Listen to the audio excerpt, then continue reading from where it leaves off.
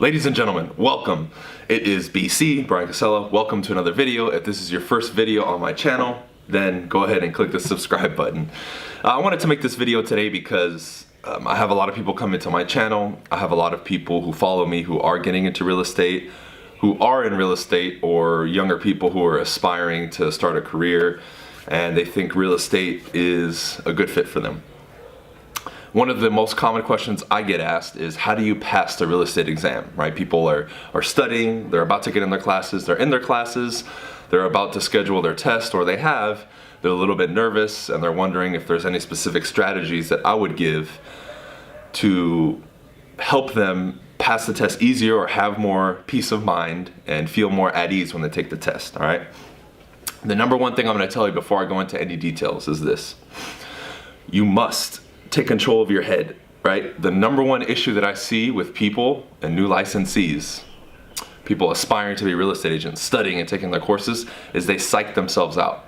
If you already go into the test thinking, oh my God, what if I fail? And you're already going down that path, odds are you're probably not gonna do well, right? This is a mental universe we live in. Let me be the first one to tell you, when you get into real estate, it's not easy. It's gonna weigh on you emotionally, spiritually, mentally, and everything else, probably physically too, because you're gonna have to get out there and work. So this has to be handled. This has to be used in your favor instead of against you. So what are some other things you can think? You know what, I'm gonna prepare, I'm gonna be ready, I'm gonna kick ass. As lame as that sounds, affirming that to yourself versus saying, oh my God, do I have enough time? Can I do this? Two completely different, you can put two people with the exact same intelligence, one of them's talking to themselves in a positive manner and the other one in a negative manner. The one who's talking to themselves in a positive manner, all other factors aside, is gonna do better and probably pass the test, and this person isn't, even after the same intelligence. I'm just letting you know the truth, okay? I know we're 2 minutes in already, but that's the most important thing, right? Prepare, tell yourself, I'm gonna be okay. And you'll be fine, all right? So let's get into the actual material. When I took my test, what I did was I scheduled the test about a month away from when I received all my paperwork from California. Again, this is for California. It may vary state to state. So I went online and I scheduled it for a month in advance, right? Let's say I got it May 15th. I scheduled the test for June 15th. And what I did was I made sure to study minimum 1 hour to 1.5 hours every single night.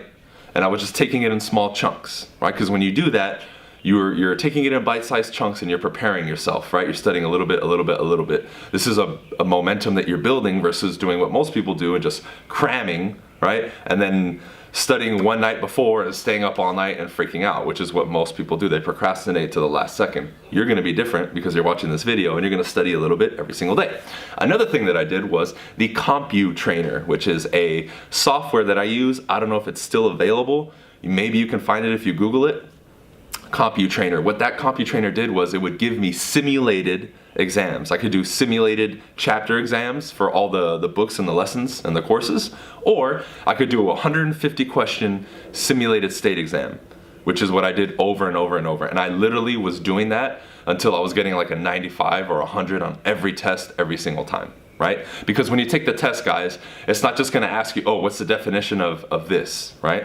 Like for example, for all of you studying, you all know what an easement on a property is, or an encroachment, right? You have to know that difference. So what it's gonna do is it's gonna give you an example on the test in a question of a scenario where they actually present you an encroachment or an easement, and they're gonna ask you, in this case, right, this person's fence is, 6 inches over onto this person's property. What is this? A, encroachment, B, easement, C, et cetera, et cetera, et cetera. D, none of the above. It's not going to just ask you what the definitions are. You actually have to have understanding of the material, and it's going to give you scenarios and examples in which you have to apply and know, right? So it's not just good enough to understand what an encroachment means. You have to give an example of it. So I always tell people, whenever you're reading and studying, know what these terms mean in these scenarios and these contract scenarios, but also have an understanding of an example that you can use it, right? So you can even create examples in your head, and that's going to give you a better understanding, because not only do you have understanding of the term,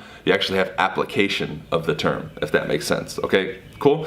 So you're studying an hour every night, you're doing the simulated state exams, right? and now you're studying a little bit and you're really understanding these subjects. Another thing you can do that people do is they do a crash course, right? I didn't do a crash course. It's an option, right? It's an option. I know a lot of people do some for free, some of them you have to pay for. I would say do the crash course if you're not 100% confident, right? If you're studying every night though for like a month or 6 weeks in advance, I really truly believe from the bottom of my heart you're not going to need a crash course. What would require you to need a crash course, I think, is a lot of you who are freaking yourselves out and you're not applying what I told you in the beginning of the video of telling yourself, I'm gonna prepare, I'm gonna be ready, right? You walk into that room confident and ready to go. You don't walk into that room doubting yourself. You know that you've studied 1 or 2 hours every night for a month, 4 to 6 weeks. You have all the reasoning in your head to walk in there with your chest up, smiling, saying, I'm gonna pass this thing, I'm gonna get my license. Because when I went, they give you 3 hours to do the exam and it's 150 questions, right? I went in and this is a technique that I'll leave you with and I'll end the video. When you're taking the test, go through the questions, anything you know, answer it right away and then move on. If you're stuck on a question, don't sit there and try to work it out in your head. Skip to the next one, right? I did that, I probably left 20 or 25 blank and 130, 125, I knew them, right? So I already knew I had passed, but then I went back and then I tried to figure out the 20 or 30 to get them right. So you breeze through, you skip what you don't know, what you do know, boom, you answer it, right? I was in and out in about 35, 40 minutes. People were looking at me like I failed. When I handed the lady the thing and she handed me the score and said, don't look at it until you get outside, I said, it's okay, I already know I passed. And I did. I passed on the first try, okay? So hopefully this video helps you guys. I do have a link in the description below to the school. If you're thinking about getting into it, it offers 10% off. I also have a link to all the books I recommend, my camera, my website, anything else you guys might need. Don't forget to like the video and subscribe if you haven't already. I will see you guys on the next one.